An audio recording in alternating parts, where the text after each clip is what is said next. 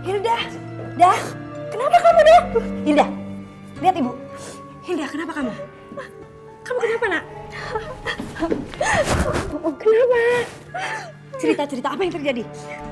Bu, Iya. Hilda harus bagaimana lagi, Bu? Perempuan berkonde itu sudah nggak bisa Hilda andalin lagi. Bukannya dia itu udah harusnya menolong kamu dan menjaga kamu supaya usaha kamu lebih baik. Tadinya emang begitu, Bu. Tapi berjalannya waktu, usaha Hilda makin banyak kendala. Dan bahkan kekuatannya melemah. Sekarang dia malah minta, Bu. Maksud kamu apa? Dia meminta Hilda untuk menerima Mas Pardi. Dan Hilda nggak mungkin ngasih Mas Pardi ke dia, Bu. Ya, sabar nak.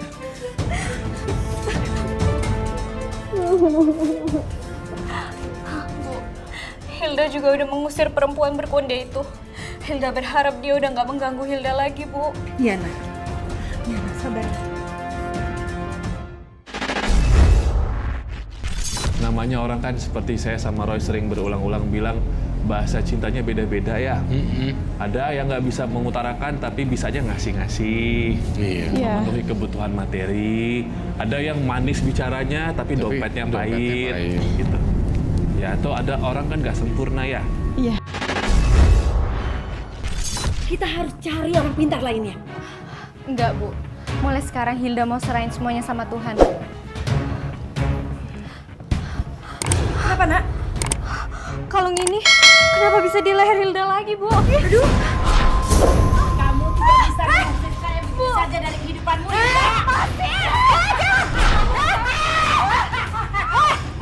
Kamu pergi dari sini! Ibu jangan pergi, Bu. Tolongin Hilda, Bu. Saya mau darah kamu sekarang juga, Hilda. Rasakan nih, Gara.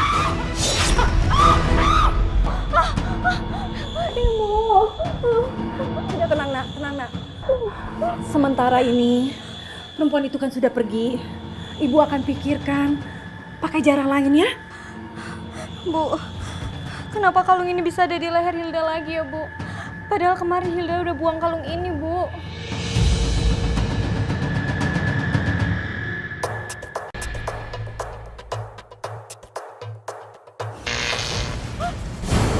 Aku butuh darahmu. Untuk apa? Itu syarat yang lain. Karena kau ingin menjadi kaya.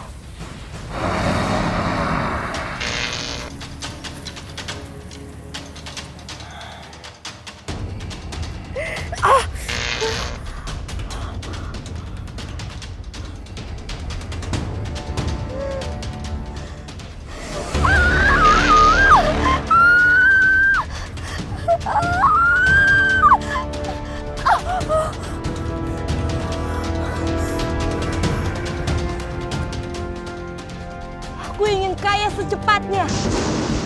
Aku akan jadikan kamu orang kaya. Setelah kau berhasil. Hilda untukku. Pardi, kamu sudah yakin mau melamar Hilda? Yakin Bu, lagian kan Hilda sekarang udah sembuh dari penyakit yang gak wajarnya itu. Oh, ya.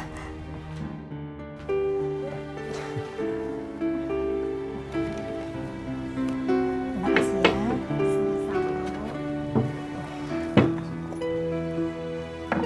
Jadi gimana, Mas Pardi? Iya, jadi Mana ibu kamu? Saya pengen ketemu.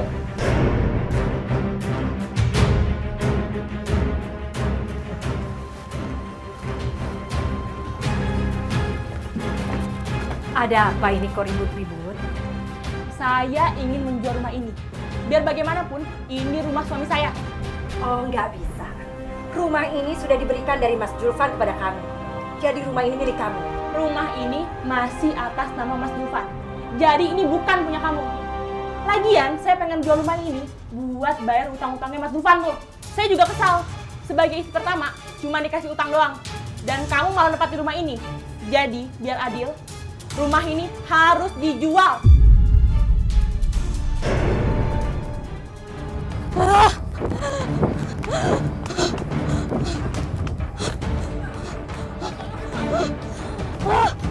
bangun pakaian Pak. Iya.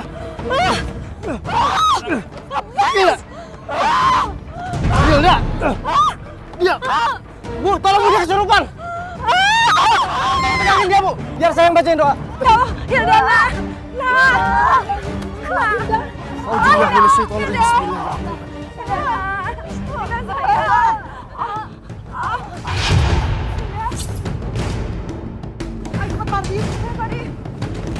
Sial, gagal lagi. Aku akan cari cara lain untuk mengembalikannya.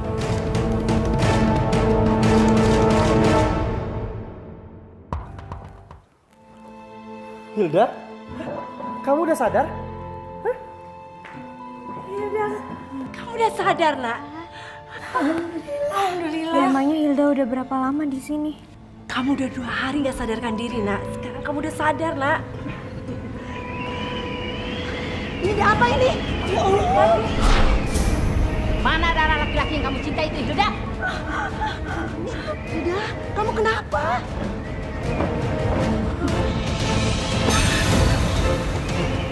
Nak, kamu kenapa, sayang? Alhamdulillah. Hilda, kamu harus rajin-rajin sholat ya dan berzikir, minta perlindungan sama Allah. Maafin Hilda ya, Bu. Seandainya Hilda bisa bantu Ibu, pasti rumah ini nggak akan diambil sama Tante Yayu dan Delia. Maafin Hilda, Bu. Ini bukan salah kamu, nak. Ini salah ibu. Tapi mungkin memang nasib kita udah begini, nak. Udahlah Hilda, kamu nggak usah ngerasa bersalah begitu. Makanya kalian itu harus percaya dengan kekuasaannya Allah. Karena Allah itu tidak akan memberikan cobaan melebihi batas kemampuan umatnya. Jadi aku percaya kalian bisa kok ngelaluin ini semua. Ya, makasih.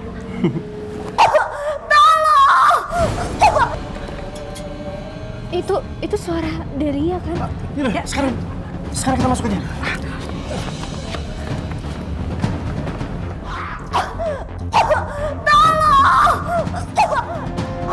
Delia.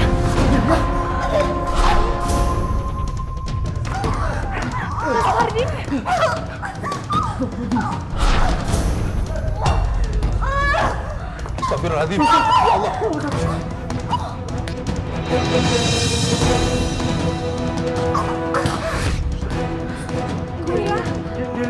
Kita harus cari Delia sekarang. Nah, maksudnya Kak Ruby gini, kamu kan udah ditolong Allah nih, udah dikasih jalan, udah dijauhin orang yang jahat dari kamu. Nah, kalau bisa ya jalani hidup aja ke depan, memulai sesuatu yang baru, usia baru 20 kan, masih panjang.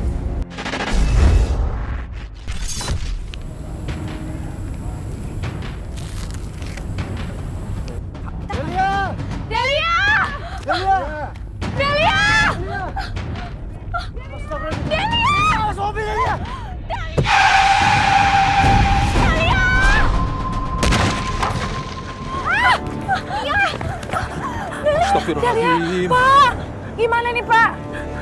Delia.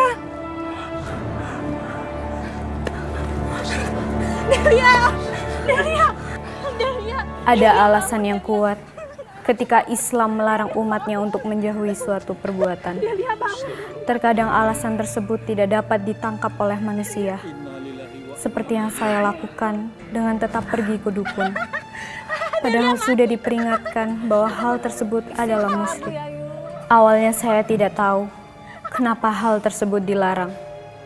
Tetapi setelah saya dikejar-kejar oleh sosok jin yang awalnya membantu saya, akhirnya saya sadar bahwa meminta bantuan selain kepada Allah pasti membutuhkan sebuah pengorbanan yang jauh lebih besar. Semua larangan-larangan pasti mempunyai alasan yang kuat, yaitu untuk melindungi hambanya dari kerugian yang besar. Semoga pemirsa bisa mendapatkan hikmah dari apa yang terjadi pada saya.